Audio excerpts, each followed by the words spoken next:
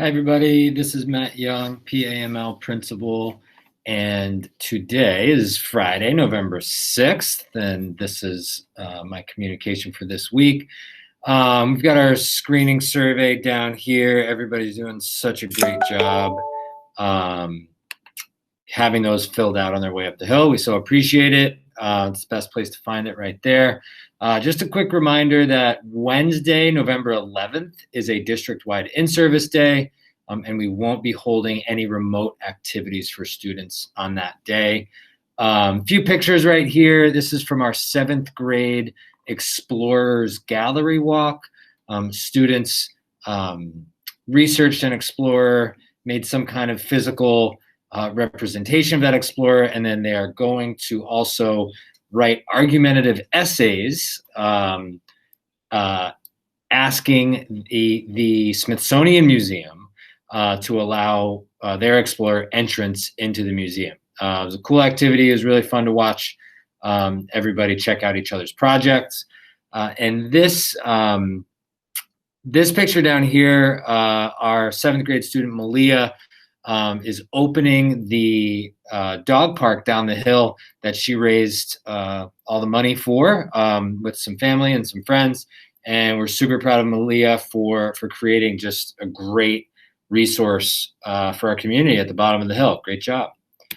As always, my objective here is just to communicate our care and safety for students and alleviate as much fear and anxiety as I can by letting everybody know what's going on. As always, our community commitment, it's not just about what we do here, but also about what happens out in the community around mask wearing and practicing social distancing. That's really going to make a difference. Please continue to wear a mask, wash your hands often, practice social distancing, stay home when you're sick, and travel only when necessary.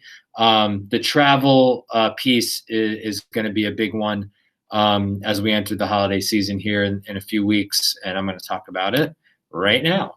I'm going to continue to talk about travel and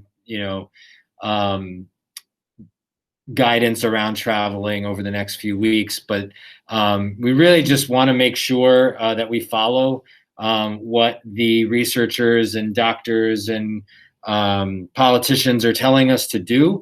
They have the best research and the best science. So please check out the cross-state travel information that is being put out by the state of Vermont and this great daily update that's here. And maybe follow Dr. Levine's advice that just, having Thanksgiving at home quietly with just your immediate family this year might be the safest thing to do.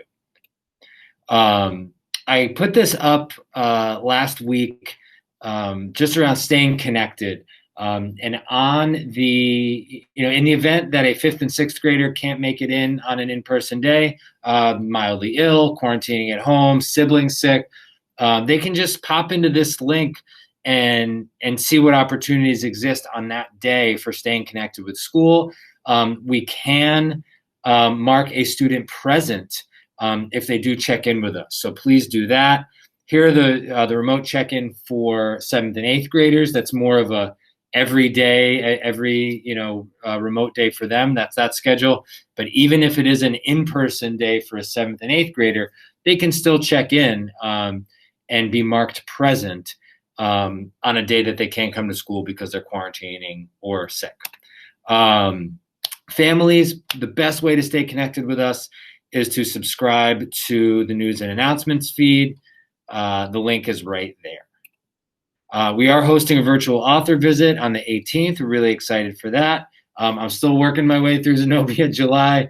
I knocked off a few chapters last night. It's an awesome book. I can't wait to meet the author on the 18th. Please continue to send your student to school dressed for outside. We're going to go outside whenever we can. We are going to push it a little bit in terms of wet or cold weather. So please make sure your student is prepared. Many of our teachers, especially on a nice day like today, are also taking the opportunity to learn outside. So please, please, please come to school ready for that. I wanted to take a few minutes to just go through some of our survey questions and just talk through them a little bit, offer some context. It is complicated around, how we make decisions about keeping a student out of school or not. The best thing to do if you have a question is just to call the office, talk to our school nurse, and we can make a plan and go from there. A lot of times when it does come to travel, if you could just give us a heads up and we can talk through your situation and let you know, whether or not it is going to be required for you to quarantine if you do travel, or if you have somebody traveling to you, that can just head off a lot of confusion. So at baseline, just please, keep us in the loop with your plans and help us be part of the conversation so nobody's surprised. So surveys, everybody's filling it out every morning, doing a great job of having the form already started coming up the hill. Drivers, please remember for the safety of our screening staff to please wear a mask when you're dropping your students off at school. We're going to get some signs out there to help everybody remember. We have been seeing a little drift in that practice. So please, please, please. So the first question in our survey is, has anybody in the household been tested for COVID-19 or awaiting results? And if a student answers no, they're welcome to come to school. If you are awaiting results at home, someone in the household is awaiting results, student can't come to school. The only exception is if someone is sort of routinely tested for their job, then that's okay. But someone who maybe has had a potential contact and is getting tested as a result of that contact, while they're awaiting results, student can't come to school. And that goes for anybody in the household. This is a big one, the question about siblings or members of the household who are sick.